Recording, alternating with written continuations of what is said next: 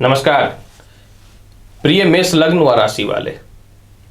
अक्टूबर महीने का संपूर्ण मासिक राशि फल लेकर के मैं एस्ट्रोलॉजर रवि गुप्ता आपके समक्ष प्रस्तुत हो गया हूं। मैं आपको बताऊंगा कैसा रहेगा अक्टूबर महीने में पूरे महीने का हाल।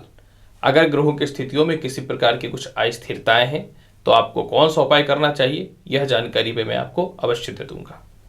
सर्वप्रथम मैं आपको यह बता दूं कि ये जो मेरा वीडियो है ये लग्न पे आधारित है, अतः आपको अपना लग्न पता है तो आप लग्न के अनुसार इस जानकारी को देखिए।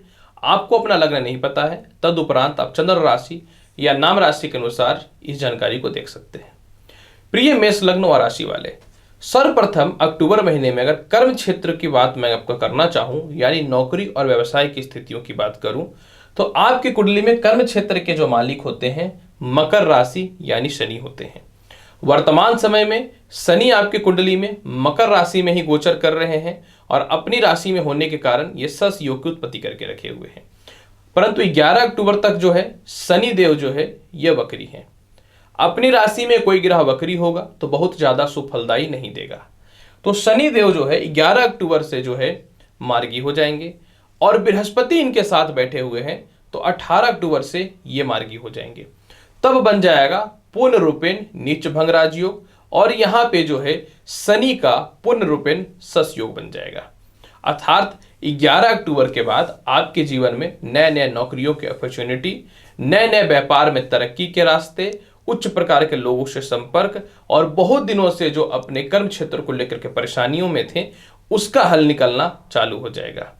दूसरी महत्वपूर्ण जानकारी की बात अगर करना चाहें कि क्या वाकई में इसमें भी बल मिलेगा, बिल्कुल हो गया। क्या 22 अक्टूबर को जो है मंगल चले जाएंगे तुला राशि में, यानी कन्या राशि को छोड़ करके ये समगृह राशि तुला में चले जाएंगे।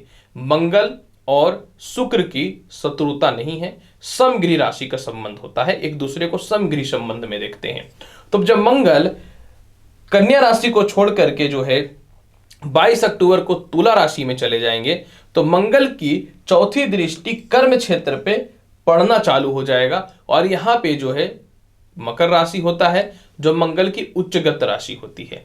और दूसरी महत्वपूर्ण बात, जब मंगल 22 अक्टूबर से तुला राशि में प्रवेश करेंगे तो सातवीं दृष्टि से अपनी स्वयं की राशि को देखना प्रारंभ कर देंगे जो निश्चित तौर पे रोचक योग जैसा फल देगा, यानी लग्न मजबूत हो जाएगा, कर्म मजबूत हो जाएगा। और सबसे महत्वपूर्ण बात यहां पे एक चीज यह भी समझना है कि शुक्र, अगर हम लोग शुक्र की चर्चा करें तो शुक्र भी जो है आपकी कुंडली में 2 अक्टूबर से जो है अपनी समगृह राशि वृश्चिक में आ जाएंगे।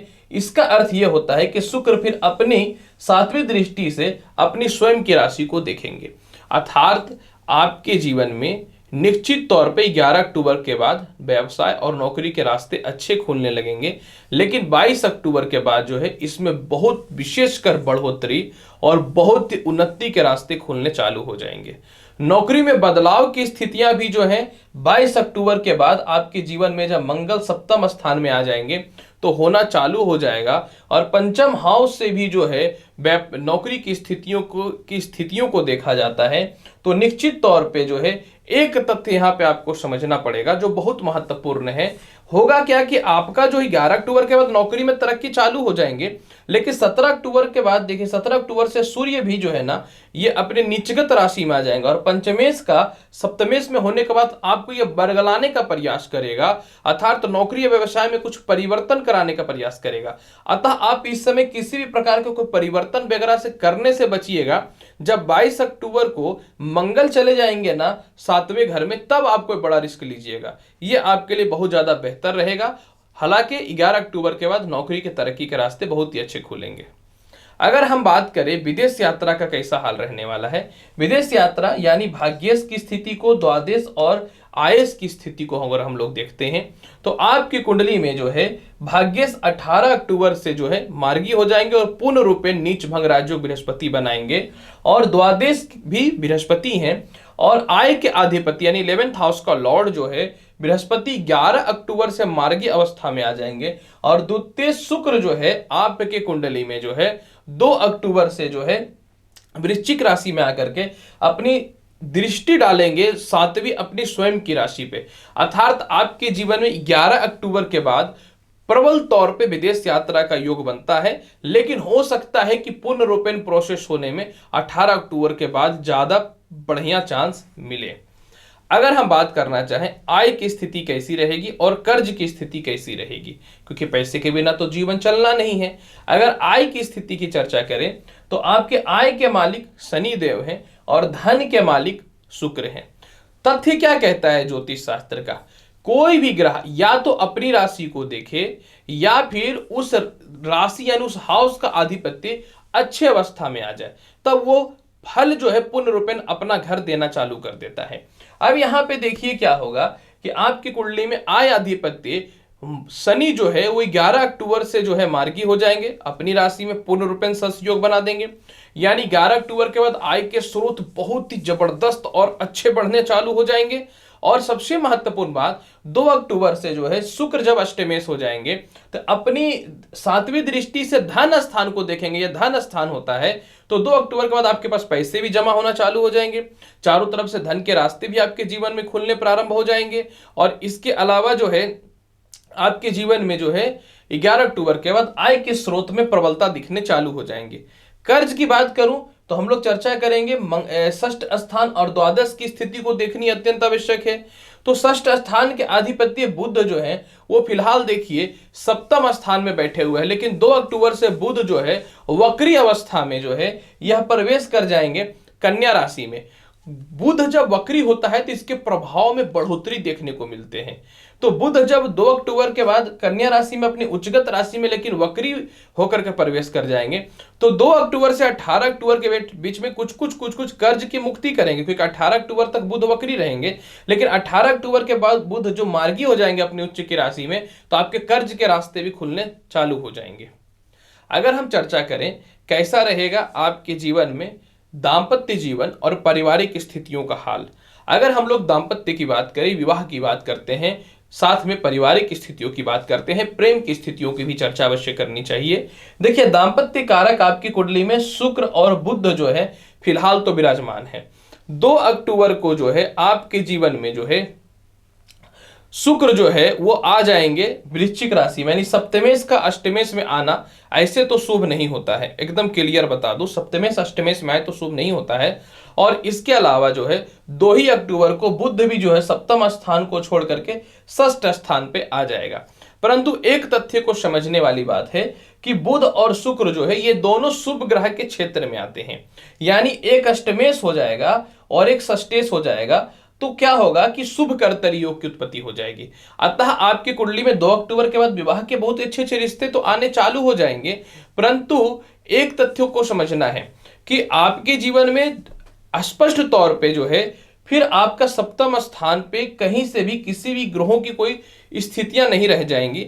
और सप्तमेश का अष्टमेश होने से 2 अक्टूबर से लेकर के कहीं न तो कहीं स्पष्ट तौर पे मैं आपको बताना चाहता हूं कि 18 अक्टूबर तक आपको दाम्पत्य जीवन में थोड़ा ध्यान देना है। दाम्पत्य जीवन से रिलेटेड किसी प्रकार का कोई मतभेद नहीं करना है। वैवाहिक जीवन के लिए कोई रिश्ते आते हैं तो आप सोच समझ के यस कर दीजिएगा। हालांकि यहाँ पे निश्चित तौर पे जो है सूर्य जो है ये 17 अक्टूबर से प्रवेश कर जाएंगे सप्तम स्थान में नीच का, लेकिन फिर मंगल जब प्रवेश कर जाएंगे तो लाभ की संभावनाएं बननी चालू हो जाएंगी। यानी 22 अक्टूबर के बाद आपके दाम्पत्य जीवन में थोड़ा सुधार, स्थिरताओं का योग दिखेगा। 22 अक्टूबर के बाद परफेक्ट विवाह के योग दिखेंगे। लेकिन मैं यही बोलूंगा 22 अक्टूबर तक अपने दाम्पत्य जीवन को बचाना है, क्लेश, अस्थिरता और परेशानियों से बचाना है। और अगर गलती से भी किसी प्रकार के नाजायज रिलेशनशिप में है या फिर अपने दाम्पत्य जीवन साथी को झूठ बोल करके किसी रिश्ते में है तो आपको ध्यान रखने की आवश्यकता है, नहीं तो भांडा फोड़ हो जाएगा और बाद में स्थितियां बहुत ही खराब हो जाएंगी। तो आपको ध्यान देने की आवश्यकता रहेगी। लव रिलेशन की चर्चा करूं तो आपका प्रेम संबंध 2 अक्टूबर से जब सप्तमेश अष्टमेश हो जाएंगे, परंतु देखेंगे अपने सातवीं दृष्टि से द्वितीय स्थान को, और पंचमे से सूर्य भी जो है आपकी कुंडली में 17 अक्टूबर तक तो ठीक ठाक पोजीशन पे है। तो 17 अक्टूबर तक तो लव लाइफ की स्थितियां बहुत ही अच्छी रहेंगी।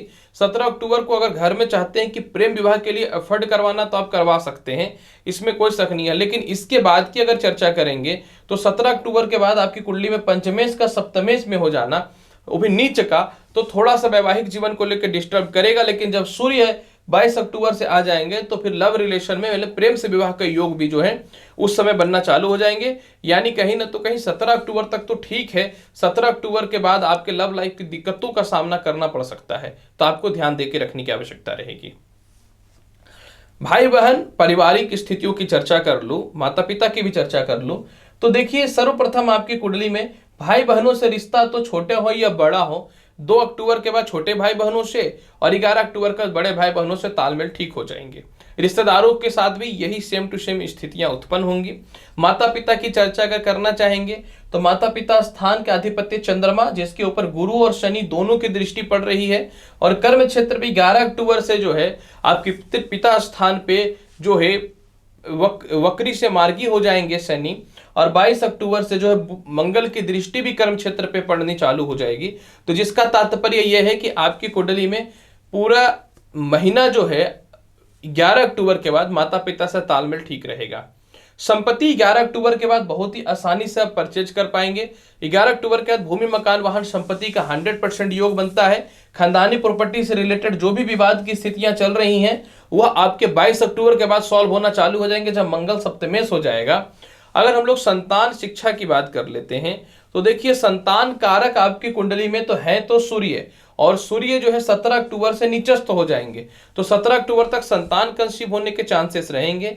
17 अक्टूबर तक संतान की तरक्की के रास्ते खुलने के योग बनेंगे। लेकिन 17 अक्टूबर के बाद संतान संबंधी थोड़ी सी परेशानी, थोड़ी सी अस्थिरताओं का सामना करना पड़ेगा। अतः अगर आप संतान कंसीव वगैरह करके रखे हैं तो 17 अक्टूबर के बाद अपने आप में थोड़ी सावधानी रखने की आवश्यकता रहेगी। 17 अक्टूबर तक आपके शिक्षा में किसी प्रकार का कोई दिक्कत नहीं रहेगा, लेकिन 17 अक्टूबर के बाद शिक्षा में बाधा, किसी प्रकार के जो है एग्जामिनेशन में रिजल्ट का कम आना, थोड़ा मेंटल टेंशन और अस्थिरताओं का सामना करना पड़ सकता है। स्वास्थ्य की बात करें, क्योंकि पैसे के बाद अगर सबसे ज्यादा कुछ महत्वपूर्ण है तो स्वास्थ्य। मैं तो स्वास्थ्य को पैसे से पहले ही महत्वपूर्ण मानता हूं। स्वास्थ्य संबंधित अगर बात करें तो पूरे महीने आपको स्वास्थ्य से रिलेटेड कोई बड़ी समस्याएं तो नहीं होंगी, लेकिन सप्तमेश का अष्टमेश हो जाना और केतु के साथ बैठ जाना तो स्किन रैशेस, यूरिन इन्फेक्शन, दांतों की थोड़ी सी समस्या, सांस लेने की थोड़ी सी समस्या, और 18 अक्टूबर तक जो है आपको पेट संबंधित और पाचन शक्ति को लेकर थोड़ी सी परेशानियों का सामना करना पड़ सकता है। अगर पूरे महीने की स्थिति को बेहतर बनाना है तो 2 अक्टूबर के बाद कंटिन्यू लक्ष्मी चालीसा का पाठ चालू कर दीजिए। 2 अक्टूबर के बाद प्रत्येक दिन जल में शिवलिंग पे जल चढ़ाइए, उसके ऊपर चावल रख दिया कीजिएगा, और 2 अक्टूबर के बाद कंटिन्यू जो है ओम श्रीम श्री नमः मंत्र का जाप करिए। तब जाकर के ये पूरे महीने का हाल आपका बहुत बेहतर हो सकता है, नहीं तो फिर थोड़ी सी परेशानियों का सामना करना पड़ सकता है, तो आप ध्यान दीजिएगा। तो प्रिय दर्शकों, आज मैंने जो आपको जानकारी दिया मेष लग्न वाले अक्टूबर महीने में कैसा रहेगा आपका संपूर्ण मासिक राशिफल, उम्मीद करता हूं कि बताई गई जानकारी से पूर्ण रूपेण संतुष्ट होंगे। तो आप मेरे चैनल पर नए हैं तो चैनल को लाइक करिए, शेयर करिए, सब्सक्राइब करिए। मिलेंगे अगली वीडियो में और महत्वपूर्ण और ज्ञानवर्धक जानकारी के साथ। तब तक के लिए नमस्कार, अच्छे से रहिए, धन्यवाद।